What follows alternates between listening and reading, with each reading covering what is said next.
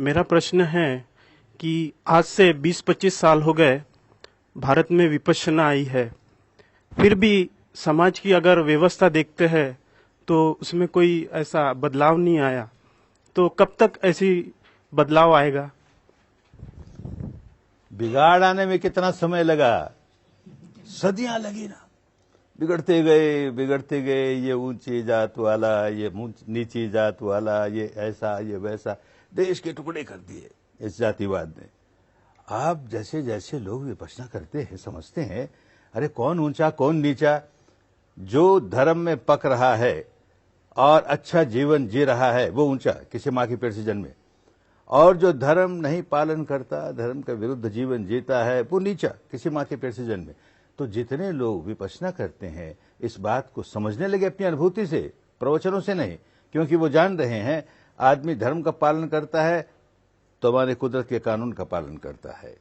हम कोई बुरा काम करेंगे तो हमारे लिए भी खतरनाक होगा, हानिकारक होगा, औरों के लिए भी होगा।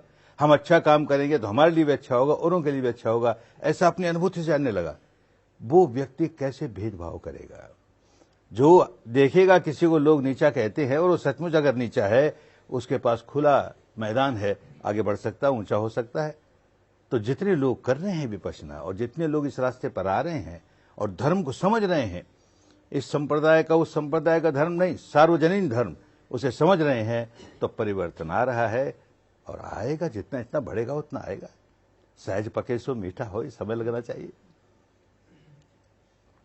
मेरा नाम संतोष भामरे है, मैं इगतपुरी से हूँ और 1990 से विपश्यना का प्रैक्टिस कर रहा हूँ। बहुत तो काफी जिंदगी में मुझे काफी कामयाबी मिली है। और फिलहाल मेरा जो ऑब्जेक्ट है कि किस तरह से प्रज्ञा को जागृत किया जाए। हाँ। तो मैं घर को 1 आवर आई प्रैक्टिस डेली।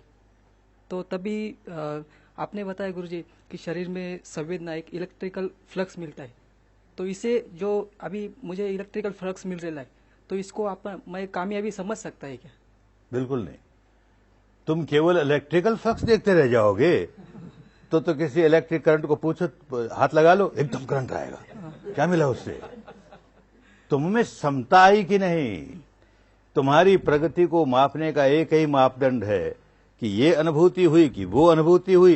हर अवस्था में मेरा चित्त समता में है और तुम ठीक से काम नहीं कर रहे हो, अधूरा कर रहे हो। हमने कहा सुबह शाम 1-1 घंटे करना, तुम कहते हो 1-1 घंटा करता हूं, तो आधा काम किया है ना, अधूरा किया है ना, अब पूरा करो, ठीक होगा एकदम। जगदीश राठी, इगतपुरी से आया हूँ।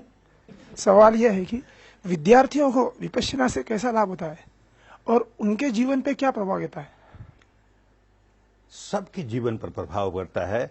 विद्यार्थी के लिए इसलिए आवश्यक है कि उसके सामने लंबा जीवन पड़ा है। अभी हमारे यहाँ भारत में एक बीमारी चल पड़ी कि अध्यात्म की बातें बुढ़ापे में करेंगे। अभी क्यों? अरे जब बुढ़ापे में करोगे तब तक तुम्हारा शरीर भी कमजोर हो जाएगा, मन भी कमजोर हो जाएगा, क्या करोगे? अभी विद्यार्थी जीवन से करना चाहिए।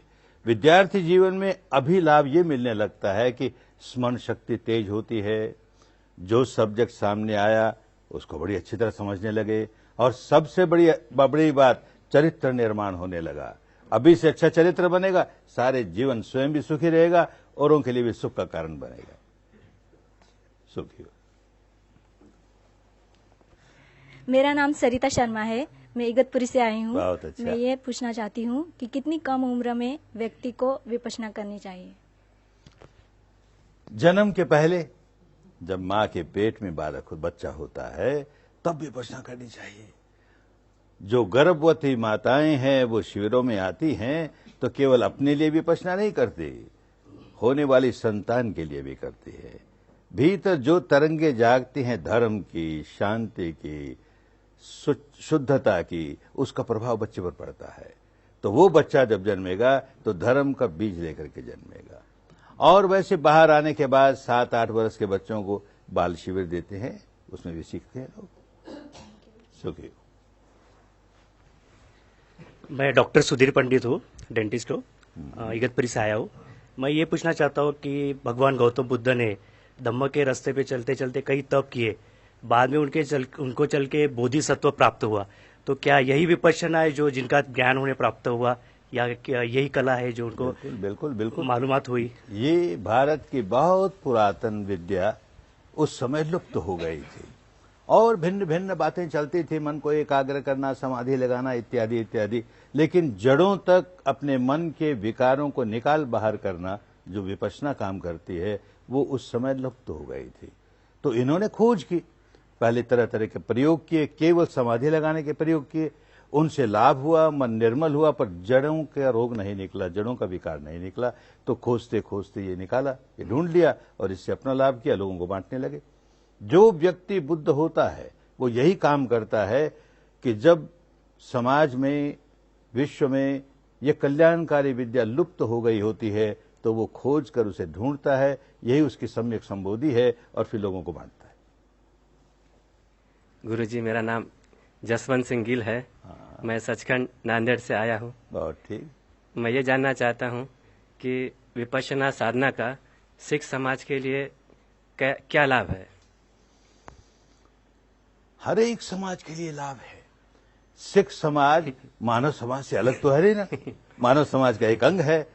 और सिख का तो कहना ही क्या, भगवान बुद्ध सिख किसको कहते थे? जो विपश्यना के रास्ते चलते चलते चलते पहली बार निर्वाण की डुबकी लगा लेता है, वो सिख हो गया। और जब सारे विकारों से दूर होकर के अनंत बनता है तो असिख हो गया। तो सिख हो और फिर देखो इसका लाभ कितना मिलता है, जीवन ही बदल जाएगा।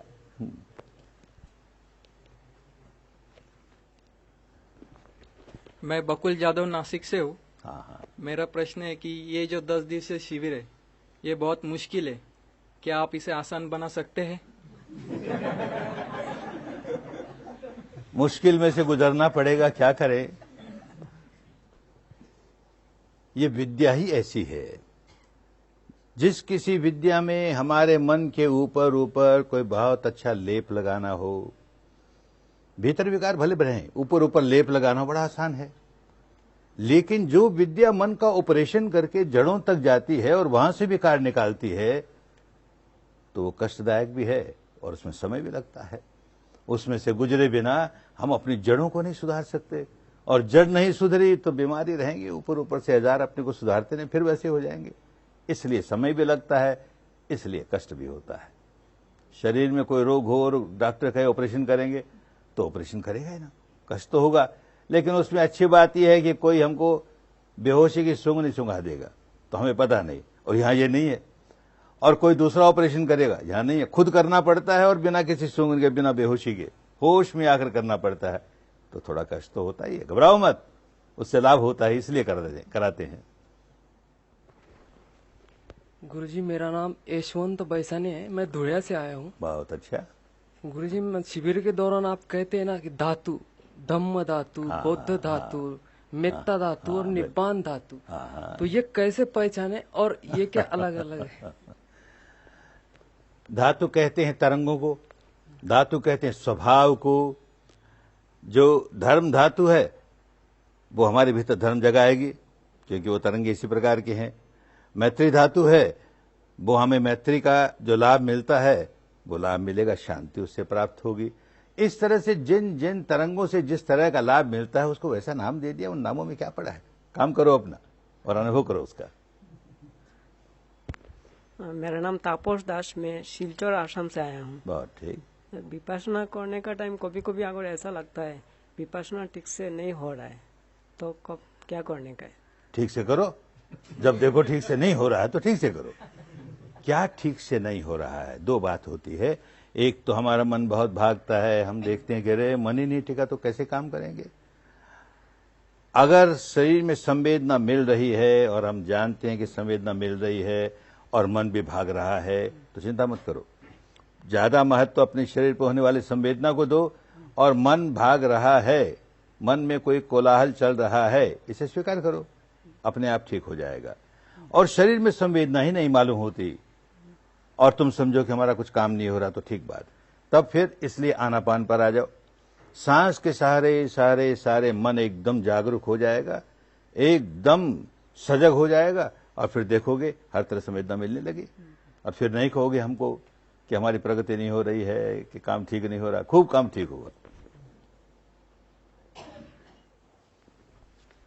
गुरुजी, मेरा नाम विश्वनाथ गाड़े है, इगतपुरी से आया हूँ। बहुत अच्छा। मेरा प्रश्न ये है गुरुजी, मैं व्यायाम करने के लिए जिम में जाता हूँ, हाँ, तो विपश्यना भी करता हूँ, तो व्यायाम करते करते और विपश्यना दोनों एक साथ करते, विपश्यना में कोई बाधा तो नहीं आएगी? बिल्कुल नहीं, अच्छी होगी।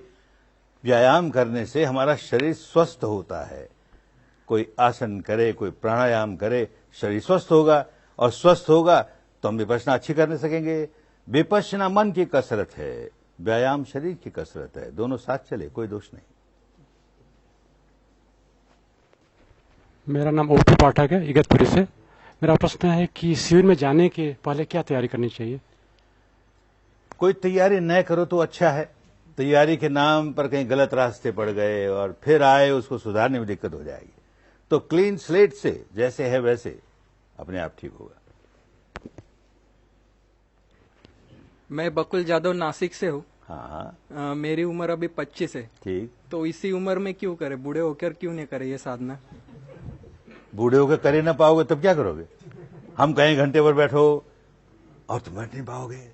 हम कहीं मन को एकाग्र करो, तुमको हमारा मन तो हमेशा भागता है, कैसे एकाग्र करे? अभी समय है, जागे तभी सवेरा, अभी जाग गए, अभी करो। सारा जीवन सामने पड़ा है ना, ये जीवन जीने की कला है, तो अच्छी तरह अभी सीख लो, सारे जीवन सुखी रहोगे। मैं इगतपुरी से आया हूँ। मेरा नाम उमाशंकर परदेशी है। बहुत अच्छा। मैंने भी यहाँ शिविर किए। मेरी लड़की 98 में यहाँ शिविर को आई थी, जब गर्भवती थी। तो मैंने उसे बिठाया था। अच्छा। लेकिन कुछ प्रॉब्लम की वजह से वो यानी 6-7 दिन के अंदर तकलीफ हो गई तो चली गई। अच्छा। तो अभी जो लड़का है वो बहुत ही यानी चंचल है और चिकित्सक है, सवाल पूछते रहता है, लेकिन कुछ कुछ बारे में वो यानी थोड़ा सा कमजोर हो गया। तो वो सोचती है शायद मैंने अधूरा शिविर किया है, इसलिए तो नहीं ना कुछ मुझे प्रॉब्लम आया। आप क्या करना चाहिए? दोनों ही बात है ना। शिविर के दौरान वो व्याकुल होकर गई तो बेचारे बच्चे को व्याकुलता का बीज दिया, वो व्याकुल रहता है। अब उसको धीरे धीरे धीरे जैसे बढ़े उसको आनापान सिखाओ, व्याकुलता निकल जाएगी।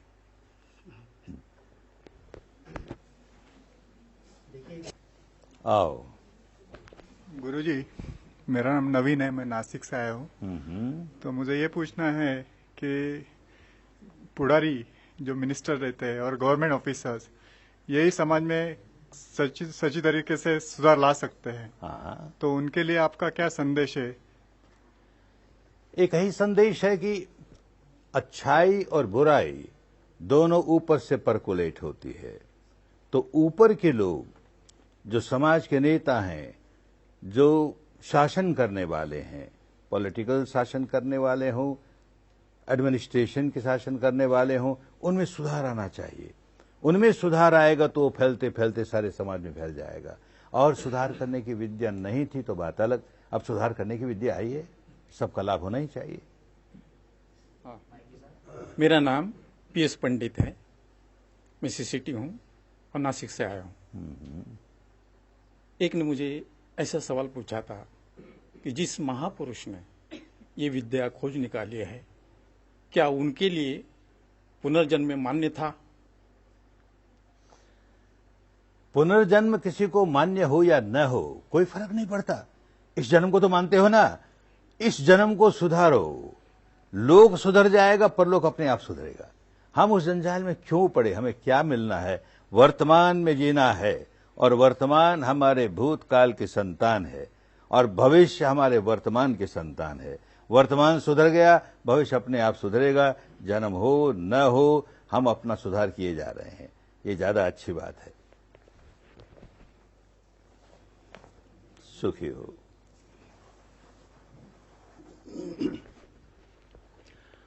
मेरा नाम गोविंद अग्रवाल है, मैं मुंबई से आया हूँ गुरुजी। गुरुजी, बचपन से हम समाज में ये देखते आए और सुनते आए हैं कि ये मत करो पाप लगेगा, ये करो पुण्य लगेगा। तो कृपया पाप और पुण्य की परिभाषा जरा समझाएंगे तो इसका। पुण्य किसे कहते हैं? भारत की पुरानी भाषा में पुण्य कहते थे जो चित्त को पुनीत करे, निर्मल करे, वो पुण्य। पाप किसे कहते हैं? जो चित्त को मैला करे, वो पाप। और ऐसे उपदेश देने मात्र से न तो चित्त निर्मल होता है और नए हमारा पुराना स्वभाव उसको मैला करने का वो दूर होता है। हम जब अनुभव करना सीखते हैं कि देख चित्त में मैल आया और मैं व्याकुल हो गया, चित्त का मैल निकला और देख मुझे सुख शांति मिलने लगी, तो अपने आप स्वभाव बदलता है। जो भी काम करेगा वो पुण्य का ही काम करेगा, चित्त को निर्मल करने का काम करेगा, पुनीत करने का काम करेगा। अन्यथा अपना नुकसान करते जाएगा, मन को मैला करेगा, औरों का भी नुकसान करेगा, औरों को भी सुख शांति से नहीं जीने देगा, स्वयं भी सुख शांति से नहीं जिएगा।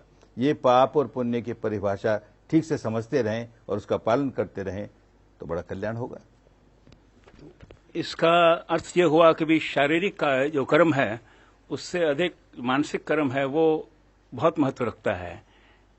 कर्म तो मानसिक ही होता है, हर कर्म मन में जागता है और मन ही मन बढ़ते बढ़ते बढ़ते तेज होता है तो वाणी पर प्रकट हो जाता है, और तेज होता है और तेज होता है तो शरीर पर प्रकट हो जाता है। मन का कर्म अगर निर्मल चित्त से हुआ तो आगे बढ़ते बढ़ते वाणी से ऐसी बातें निकलेगी जो अच्छी हैं, कल्याणकारी है, और आगे बढ़ा शरीर पर निकला तो शरीर से ऐसे ही कर्म होंगे जो सबके लिए कल्याणकारी है अपने लिए।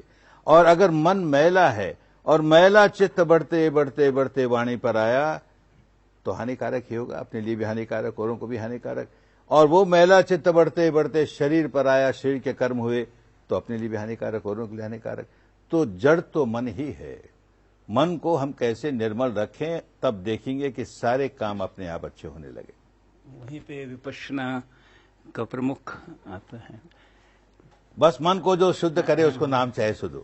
एक छोटा सा प्रश्न और था गुरुजी, ये क्या विपश्यना विद्या क्या भगवान गौतम बुद्ध से पहले भी थी? बुद्ध होना किसी सिद्धार्थ गौतम की मोनोपोली नहीं, इसके पहले न जाने कितने बुद्ध हुए, हम नाम भूल गए, हमारा दोष है, जो इतिहास है उसका दोष नहीं है। इसके बाद में न जाने कितने बुद्ध होंगे। जिसको बोधि प्राप्त हो गई वो बुद्ध हो गया, और बोधि प्राप्त हुई तो इस विद्या से हुई। तो जो आदमी ये विद्या खोजता है, अपना भला करता है, फिर लोगों को बांटता है, उसको कहें ये बुद्ध हो गया। तो इसके पहले थी, लुप्त हो गई थी, सिद्धार्थ गौतम ने उसे ढूंढ निकाली। आओ बेटी आओ। मेरा नाम बीना अग्रवाल है, मैं मुंबई से आई हूँ। गुरुजी, मेरा प्रश्न है आपसे कि समाज को सुधारने के लिए सत्ताधारियों को, जो कि आज एकदम टॉप उस पर बैठे हैं आसन पर, उनको क्या करना चाहिए? उनको अपने आप को सुधारना चाहिए, और क्या करना चाहिए। और सुधारने की इतनी बड़ी विद्या है जो खोई हुई थी, भारत में फिर आई है।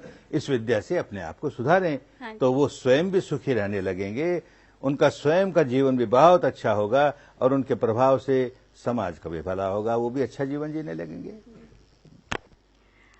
मैं सुधा दलाल बम्बई से आई हूँ। गुरुजी, आजकल बहुत बड़ी समस्या है और वो ड्रग्स के बारे में। तो हमारे युवा धन को इससे कैसे बचा पाए? किसके बारे में? ड्रग्स लेते हैं, नशे में डूबे रहते हैं, अलग अलग प्रकार के नशे में डूबे रहते हैं। ड्रग का नशा नहीं होता है, एक भ्रांति है कि मुझे लत लग गई ड्रग लेने की।